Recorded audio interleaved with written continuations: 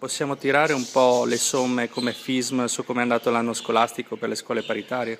È stato un anno scolastico anche positivo sotto molti aspetti, direi su due fronti: quello della convinzione che le comunità sono loro il centro dell'esigenza di mantenere queste scuole appunto di comunità come forza viva, momento vivo delle famiglie, delle città che si incontrano in queste scuole. E il secondo è una crescita significativa della proposta culturale che è originale, che è quella legata all'ispirazione cristiana. E in questo senso la FISM trae un primo come dire, inventario positivo.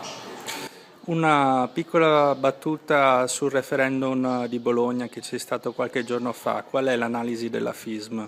Sì, l'analisi della FISM è stata anche pubblicizzata, quella FISM nazionale, su Avvenire e sui settimanali.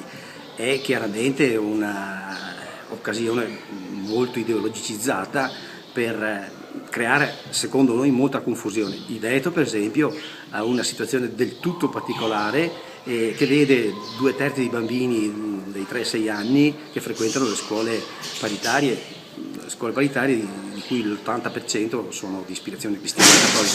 Quindi in verità non si è colto la questione vera, insomma, cioè il diritto della famiglia di avere una scuola buona, pubblica, intesa proprio in un sistema integrato, pubblico, statale e enti locali e paritario, con proposte che siano davvero considerevoli dal punto di vista gestionale, ma anche pedagogico-didattico.